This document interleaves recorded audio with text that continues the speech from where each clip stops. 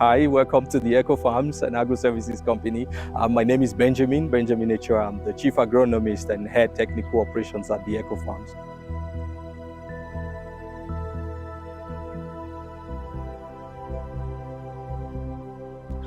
The EcoFarm started as a smallholder farm group that was inspired by me and a group of friends while we were interning in a farm managed by a group of Jews and Indians. And ever since then, we have had a lot to learn, we've had a lot to share, and importantly, we've had a lot to gain from. The vision for the EcoFarms essentially is to be Nigerians' foremost leading producers of sustainable food production. We are also looking to be consistent in quality and quantity of horticultural products in Nigeria. One of the things we are passionate about also is to share and transfer knowledge from what we've learned in the field. We are excited to also share that we are heavily invested in organic farm inputs, products and services. When you come to the EcoFarms, you will enjoy a serene environment managed by young people. We look forward to seeing you. The EcoFarms and Agro Services Company started in 2015. Essentially, as an undergraduate, I spent my time in a Jewish farm, about a year and a half, being an intern there. And while I interned there, there were a lot I learned in terms of good agronomic practice. I equally made a lot of friends with a number of Jews, a number of Indians, and EcoFarms was basically birthed from the relationship from that internship. That's amazing. And so EcoFarms has evolved into a number of portfolios. It cuts across protected cultivation. We typically call it in Nigeria greenhouse farming. It has evolved into 100% organic farm inputs. When I mean organic, I mean inputs that are sourced from natural and biological sources. It cuts across, recently we've had to invest in agroforestry. Agroforestry was birthed from our relationship with the Land Accelerator Africa, in partnership with the WRI. WRI is the World Resources Institute. Essentially, they are trying to encourage regreening of our environment in partnership with farming. We've also had to invest in sustainable agricultural development, which is conservation agriculture. And importantly, we have now begun to provide resource and capacity building for other farmers. What we have learned, what has worked for us over the years, we have learned over time to share, because as a young startup farm, remember we talked about interning. And so what we learned from our relationship with other farms, we're happy to share with other farmers who may be struggling. And so that birthed our resource and experience center. We call it a resource and experience center because when you come in there, you have to experience farming the EcoFarms way, and then you have to gain resources. So we've developed digital tools, resource materials that cuts across manuals, books. We're currently working on an online training center. But physically at the EcoFarms, you can intern either as a young farmer passionate about farming, either as an undergrad like I used to be, or someone farming and struggling and you're looking to scale your production. You can come to the EcoFarms and intern between 6 months to a year and more. And we will completely transfer all we know to you at a very little cost. We used to make it free, but recently we learned that free things are not appreciated, so we have to put the figure on it so that people take it serious. Yeah, but overall, everything has its ups and downs, but it's been a good run. That's amazing, sir. Okay. So when did you decide to go into agriculture and building something like this? As a young person, I planted my first tree at less than 3 years old. I can't remember the memory, but what my parents told me was that I basically was planting every seed I could lay my hands on. Wow. And so I have a tree in my family house that is nearly my age. And my parents told me I planted it when I was younger than 3 years. Wow. So there's always been agriculture in my blood. And secondly is, the fact is that agriculture is the only industry that can feed the whole of over 250 million Nigerians. Agriculture is the only industry that can absorb everyone, place them on a job, and still have enough to go around. And so beyond passion, beyond commitment to farming, agriculture is profitable. Agriculture it's therapeutic. Agriculture is food security. So my interest in investing and being in agriculture is because it's like an existential lifestyle that as humans we need. You can't go a day without food, but you can go a day without wearing a cloth if necessity demands of it. You can't go a day without food. This figurative, of course, people fast. But my point is, people will eat every day, but they can make choices about other things. You can go without your smartphone, but if you don't have food, it's a problem. So agriculture is beyond what we should see as passion. For me, it's a necessity. So that's why I'm in it, and giving to fight all odds to ensure that I improve in what I'm doing. I get more efficient in how best to farm. But overall, one of the things that drives me in farming is when you look about the nearly 250 million Nigerians, about 200 million, if not more, are smallholder farmers. And these smallholder farmers farm food from basic, menial, primitive approach to farming. And they've managed to feed this population. The question would be, what happens if we can get them to farm the modern way? That's one area I'm being crazy about. My greatest challenge first was not money, and not because I didn't have the money, or not because I had the money rather, but my biggest challenge was access to knowledge. I knew there were better ways to farm. I knew there were better agricultural practices to achieve better yields. I knew that there were countries who were able to achieve about 5 to 8 tons of maize per hectare. In Nigeria, we were achieving less than 2 tons. So I knew there was a knowledge gap, and that's what drove me to research on where best to intend and to learn. And then the next thing, of course, is access to land. Yes, Nigerian farming land tenured. So if you don't have a family land that you inherit, you have to have a lot of money to be able to buy land. And to date, it's been one of our greatest challenges. And of course, insecurity. And then the bottom line, there is money, because when you have the knowledge, you have the land, and you have where it's secure. The next question will be, where can I put all this? So access to land it's one of the greatest challenges. I'm currently writing. By the way, I'm an author. Wow, and okay. One of the reasons I write is because I believe next 100 years, next 50 years, Africa will be highly industrialized. Africa will be the go-to in terms of consumption for all products on earth. Africa will be the go-to place for cheap and affordable labor. And if we're going to industrialize ourselves as a nation beyond Nigeria, there's definitely going to be knowledge transfer.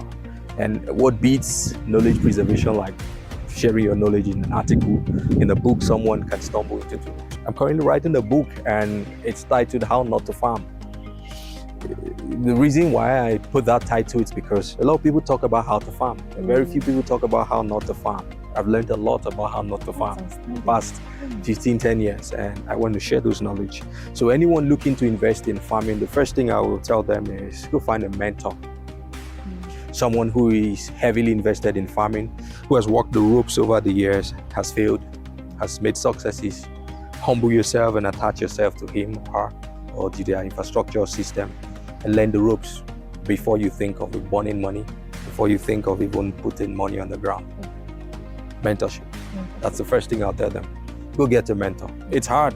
That will stress you, that will push you to go through the things they have gone through. But at the ending, if you learn, you save yourself a lot of problems. But people jump the gun. They go make all the mistakes, then they begin to look for mentors. No. And every industry, I would recommend that. You want to be good in the fashion industry, go find a mentor. And the world has changed. You necessarily don't need to have a mentor like me. You come live and work in my farm. I have mentors across the world. I may never meet any of them, but I know everything. I am there on their Twitter timelines. Every book they've written, I read. Every article they put on the internet in an article on Substack, I read. And so there's so much knowledge to absorb, but just ensure that there is a mentor, because every journey has a process. And you can never learn it in a classroom. You can never learn it by just, as people will say, try and error. No, why do try and error when someone already has a formula that works? So I will tell them, go get a mentor and learn. Then you can think of getting into the field. If you go on the internet, you could find a lot of farmers sharing some amazing data. I'm into farming, I make millions monthly, weekly, and then you get the farming fever. And everyone wants to jump into farming because they believe there's money there. Yes, there is money there. There's money in farming, just how there's money in the internet and IT. There's money in farming, how there's money in real estate. But people, the mistakes I see people make is they get excited and then they go bury their money in the field and they lose a lot of money. And so it's still tied down to the mentorship thing. It's not smart to go to the field before coming to the class. It's best to go to the class, get the ropes, then you go to the field. Yeah, and the second thing is people go big and then come small. I have a mentor who used to say, you better live in Nyanya than go live in Asokoro. And then when things get bad, you move out of Asokoro to Nyanya. Better live in Nyanya. I don't say this to insult anyone because Nyanya is a lovely place. There are beautiful people living there. But the point is, these are dichotomies in the society. He's saying, look, live in Nyanya and grow out of Nyanya into Asokoro, into Metama. Then you go live in Metama and Nyanya and in Asokoro, and then you have to, for several reasons, downsize. So, wisdom I've learned in practice, I personally have learned that is, anything you want to do, even after you have learned, start small. Start small and scale by experience, not the other way around. Don't go big, boom. I'll do 10 greenhouses. I'll do 50 hectares. I had this money in maize farm. I want to farm 50 hectares of maize. I had this money in oil palm. I want to plant 50,000 oil palms and make a lot of money. And then you realize you plant the maize and there's no rain. You plant the maize and the prices of the grains that year is terrible. So go small, learn, and then you can scale. Entire weight on it. Okay. It's a foam. Okay. The aim here is to disinfect your legs. Okay. Yeah. Yes. I got that. So when you do there, you should repeat it once more. Don't put so much weight, and then you come in. This is our agroforestry department. Everything we do here is on trees and economic trees and how we can transform the world through trees. Wow. Okay. Gently, yeah, good. So that water doesn't get your legs. He's wearing a boot like me, so he can actually match. Yeah, good to go. Yeah, put all your weight, don't worry. It's a boot. Good. Yeah, you're good. Yeah. Good. Do it once more. Okay. Come in here. Let me get that. So you recall recently the president made some announcement that Nigeria was banning the export of raw shea nut because Nigeria exports the largest in the world, and we had very little to no local industries. And I'm not sure, but I think this was valued at over $20 billion or so. I'm not sure. Wow. But before then, one of the things we have known over the times is that there are no shea butter plantations in Nigeria. Every shea butter we export, we just walk to the fields, to the bush, to the forest, gather as much as we can and ship them out. So the question will be in the next 10, 20, 50, 100 years when we've cut down all the trees in the bush. So we're just being proactive. We're currently researching on how to standardize a protocol to grow and produce a shea butter nursery. So we have, like I told you earlier, an agroforestry project.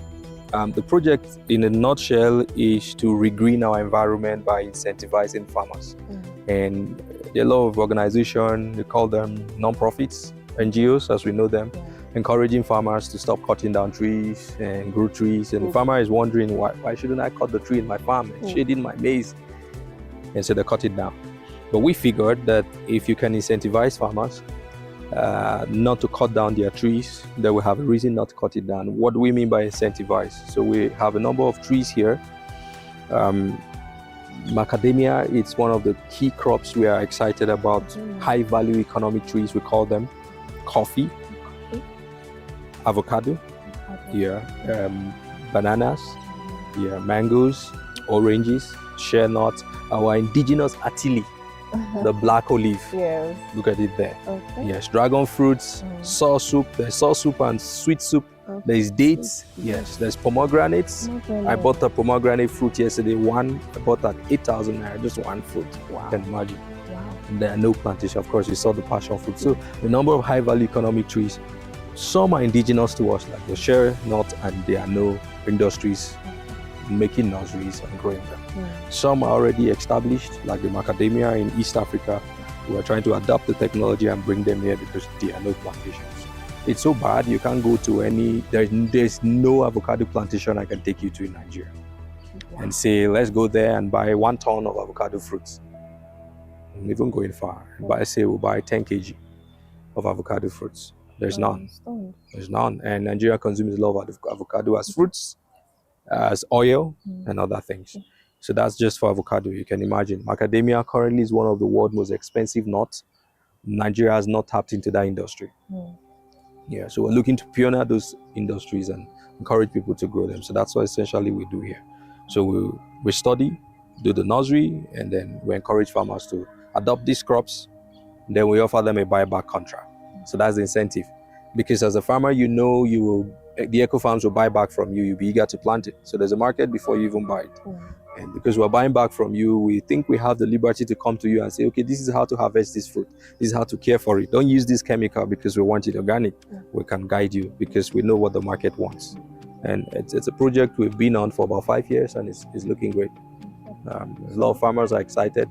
A lot of farmers have stopped cutting down a lot of trees in their fields. They have replaced some of the indigenous trees they have with some of these high-value economic trees. A lot of people hear organic farming, but don't fully understand it. What does it really mean? Yeah, so there is a lot about organic and inorganic. The first thing I want to tell you is we haven't been able to feed ourselves as a country. We're not food sufficient yet. So it's not smart to tell people, oh, don't grow with chemicals, grow organic. The organic way is slow. There's a drawback to it, it's slow.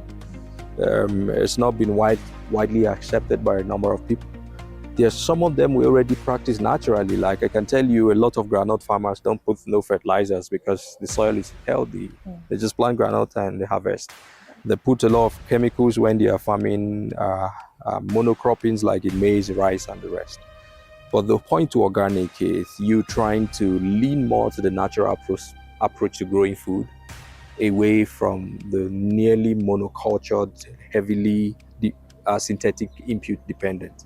Synthetic inputs in the sense that you're using a lot of artificial fertilizers, insecticides, herbicides to grow food, as against growing food the natural way, which is why I say it's slow. The natural process is slow. If a rat dies, it's going to take several months to fully decompose. You can throw it in an oven and decompose it in less than 2-3 hours. So that's how natural things work, but it's just a way of life. So what we embrace in the EcoFarms, we've not been able to fully achieve 100% farming. We're headed there. It's going to take us another 20 years to get there, because there are processes to certifications for organic farming. So what we currently do is an integrated approach to farming. We lean heavily, about 90 to 80% on organic, and where we can unavoidably, we still use a bit of synthetic. Yes. All right, sir. So why should farmers consider using organic farm inputs instead of chemical? First thing I'll say is that the chemical fertilizers, for facts, you can research that, have a long negative impact on the soil. I'll give you an example. You heard of the Nigerian groundnut pyramids in Kano. Nigeria used to be the largest producer of groundnut in the whole world. The entire world was dependent on Nigeria for groundnut production, for poultry, for oil, and for animal feeds. And we produce those groundnuts completely with little to no artificial inputs. Our soils are that fertile. I have a Jewish friend who would say, Africa is so fertile, you plant a shoe, something will grow in it. And that's true. You can try, go home, plant a shoe, and let me know what happens after a few months. You will see something grow out of it. Wow. Try it. Just try it. I think I will. You should. Think of an old shoe, plant it, and see what comes. But one of the reasons farmers have to be careful leaning extensively on synthetic inputs in their farm is because it's harmful to the soil. That's the first thing they need to know. And how is it harmful? It reduces the soil health. And once the health of the soil is being reduced, the quality of the food, remember you are what you eat, the quality of the food you will produce will be greatly reduced. I'll give you a typical example. Can you remember what tomatoes tasted like when you were young? The tomato fruits were smaller and sweeter. Right now, they are way bigger and sour. Sour. They are throwing a lot of seasonings to get them sweet. Yes. That's genetic. The gene responsible for size, for height, is selective for taste. And every nutritionist will tell you that taste is synonymous with health. And so if your tomatoes are not very sweet, then they are not very healthy. Yes. If your mangoes are not very sweet, then they are not very healthy. What that means is that taste is same as vitamin. Vitamin, the richness of vitamins in a crop is what makes them tasty. So if there are loads of vitamins in oranges, when you squeeze them, they're very sweet. When there are little to no vitamins, when you squeeze them, they're just very big, has a lot of water. You have to add sugar to even make them sweeter. So what that happens to, like in reference to the point I made on the soil, when the soil is not very healthy, it produces food that is less healthy. What that means is foods that are less tasty, food that are less nutritious. So there's some study that refers to the fact that people who lived 200, 100 years ago struggled to eat, but they ate more healthy food than us. And we now that have access to a lot of big fruits, big food, fast food, people even pace around in front of a microwave. They can't wait for it to just pop it out. Are not eating very healthy. And it's the data is there in the society. People are more obese, people are more cancer, people have heart issues, blood issues. So those are some things to point to. So one of the reasons people need to grow more organically and lean a lot away from the synthetic is because they will produce more healthy food. So to sum this up, when you grow organically, you're protecting the soil. When you grow organically, you're protecting the farmer. When you grow organically, you're protecting the end user, which is the consumer. That's why people need to grow organic. Okay. But don't rush to grow organic. Learn it and know how it works before you go, because when you don't, you would think it doesn't work, which is why a lot of farmers are skeptical to embrace it. Let me speak for what we produce in the EcoFarms. Ideally, anything organic should be 5-10 times more expensive because it's slower to grow. If someone growing with chemical can have a lot overnight, you growing organically have a few after a long time. But what we have learned in our business is if it remains expensive, it's hard for people to adapt. So yes, organic produce, if you go to a retail store, if there's a mango organic, there's a mango inorganic, you will buy the inorganic cheaper. And that will drive people, except people who really care about their health will spend the money to buy.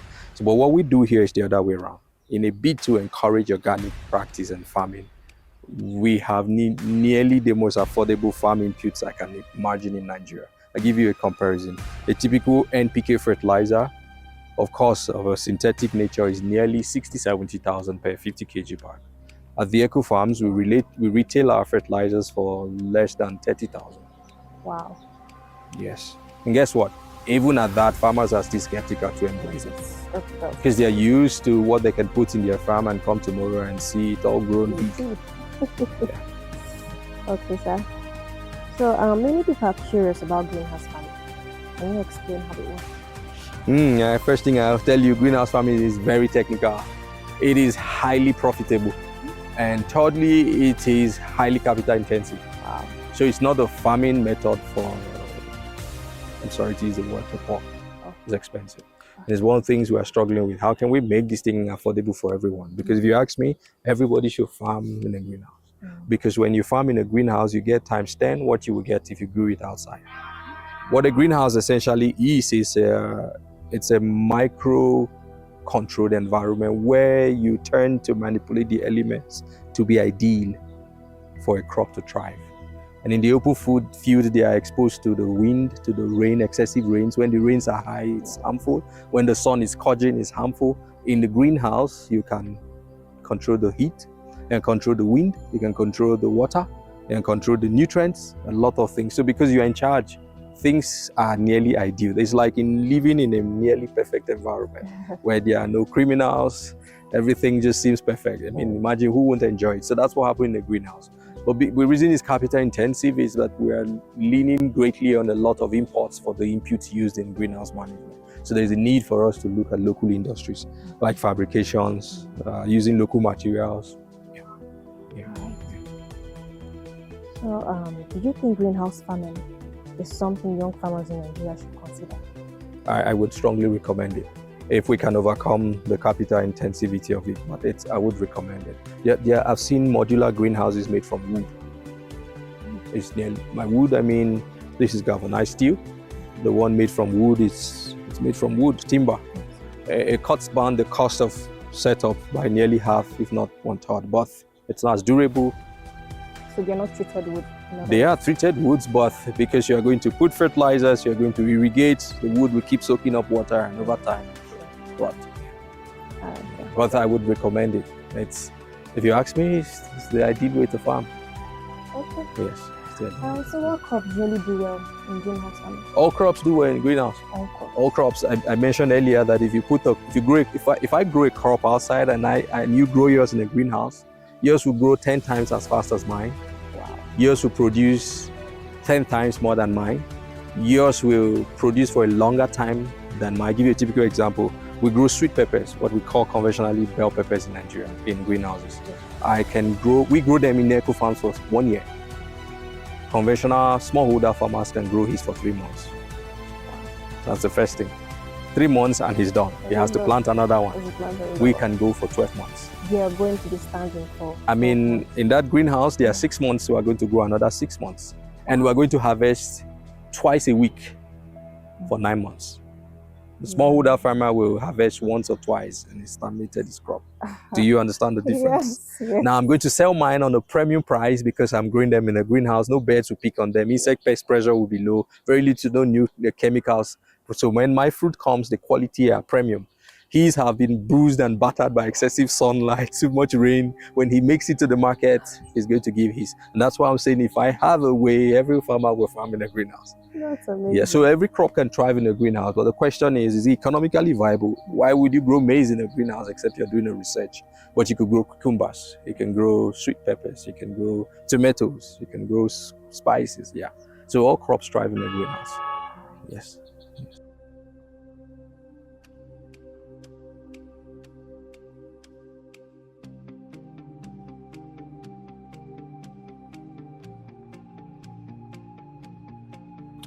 Have you been this close to bees?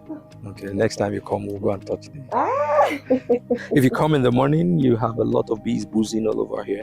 If you come in the rainy season when everywhere is green and there's a lot of flowers, you practically will have bees everywhere.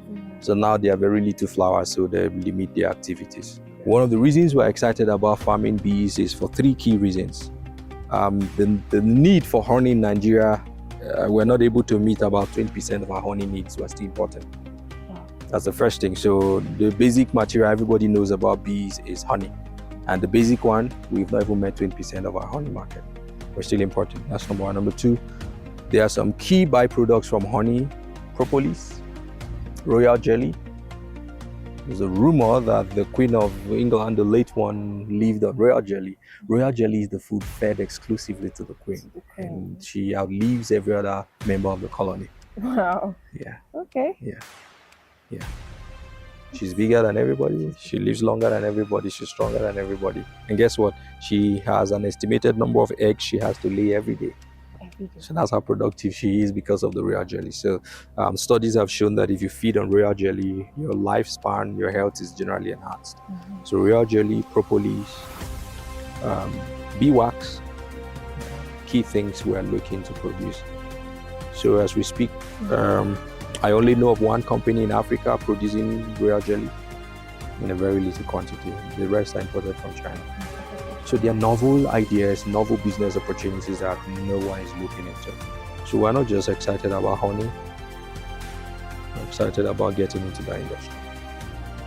So it's part of what we train. You come here and intern with us, you will go through this department. Okay. We will help you overcome the fear of bees. You will enjoy some good honey. Okay. Yeah.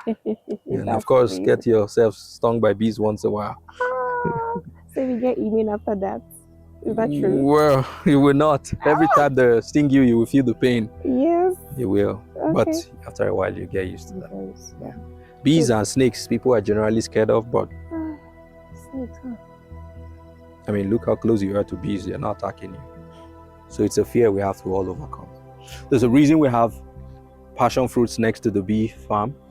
One passion fruit flower can pollinate 100 bees. Now let me say it the other way. one bee can visit 100 bees can visit one passion fruit flower and still have enough pollen to go around for everyone. So passion fruit is loaded with pollens. Okay. Yeah, so it's very good for bees. The environment is been highly deficient of pollinators because of excessive use of insecticides. And so if you are into economic trees, bees are your friends because they'll help you pollinate your crops. Yeah. So right now there's a queen bee inside. There's a queen in every hive. Let me tell you a bit about hives. The queen is the boss of the hive. Never heard of queen bees? So if they call you queen bee, you know what that means. So the queen is the boss of the hive. Okay. She detects everything in the hive. Who stays, who get fired, what children are kept, what the guys in the hives do. Okay. She's so powerful, if she leaves the hive, the entire colony will collapse. Wow. The bees will follow her. Yes, so what you are seeing there is a bee excluder. There's something on top of the main hive. Okay. We aim to make sure that she doesn't leave so that the bees stay. Of course. Yeah, Of it's also course. practice that, like the hive down there is empty. Okay. These two hives are occupied. Okay. The reason we're doing that is that we've learned because of how healthy here is. Every 6 months, the hive gets overpopulated and the bees split their home. Oh. So if you don't have an empty hive hanging around, when they split, they will leave. It's called swarming. We've seen bees pass during dry season. They're swarming. They are leaving their former home. Oh. Yes. Okay, looking for a new place. Good. So because we have an empty hive, they will just move in there and we'll secure our hive. Ah, moving home away from home. Yes, good. Good. And because they are her offspring, she will not be hostile to them. Okay. Her offspring in the sense that their generation of colonies Oh. split, yes, from her. That's amazing. So it's quite fun Okay, to sir. raise bees, yeah. All right, so we understand that you also train farmers. Yes, we do. So what kind of training programs do you offer here, and how many interns or how many young people do you take in? Well, our current capacity is an upward of 50 to 100. Yes. We currently have over 90 students from the University of Jos Wow. looking to intern here in a month. Wow. Just the University of Jos. Okay. Yeah. So that gives you an idea. Mm. So, but the whole aim to the training essentially is to transfer knowledge. Yes. When you look at our educational system, there is a classroom experience, but there is no field experience. Sideways provides room for that. Unfortunately, even Sideways aim has been defeated. Mm. And one of the greatest challenge we have as a business is finding the skilled hands to employ. So when we put up an ad, say we're looking to employ an agronomist, nearly 90 to 95%, if not 99% of people who put in for those applications have either never worked in a greenhouse, don't even know about bees, can't stand them. So the whole aim to the training first is to meet our industry needs, not just for us, but for a lot of other farms out there. The second aim of the training is to build the capacity of other farms who may be facing the same challenge we're having. And the third key reason, of course, is to just prepare young people in the country generally, both young and old, who may be looking to invest in agriculture with the right knowledge they need to succeed. That's amazing, sir. So we welcome interns. Our program runs for a period of 6 months minimally, Okay. to a period of 1 year. Okay. You can come in. We have accommodation.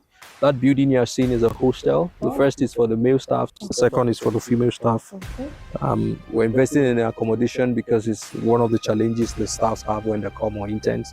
So I'm living far away, cost of expenses to come here every day. So okay, so why don't you live in the farm? So we try to make it as minimally as comfortable as possible. So you're not seeing a 5-star lodge there, but you can have where to sleep and learn. Yeah. Should you be interested in that? Yeah, so I encourage young people who are looking to invest. We're here to mentor you. Just be ready to walk and learn. Walk before learning, because it's a practical based training. We can't teach you to become a neurosurgeon on the board. We have to give you the materials to attempt practice until the day they put a live human being for you. Same thing we do here. We put you in the farm and we meet once a week on Mondays, 2 to 5. That's where we do the theoretical classes. Every other day you are attached in the field to learn the ropes. So it's labor intensive, I have to be honest. It's stressful, but it's worth it. Yeah, so is it open to just students or everyone? It's open to both younger, it's open to anyone. Yes. We are biased for women because we've discovered over years that women are more diligent in the farm. So I'm not saying we won't take male folks, we take a lot of males. We just take much more women. Yes. Yes. So if you're thinking of coming, please come and get stung by bees. Put your hands in poultry manure and say, "Ish," but come back tomorrow. Come back tomorrow. Because those dirty hands will produce good food.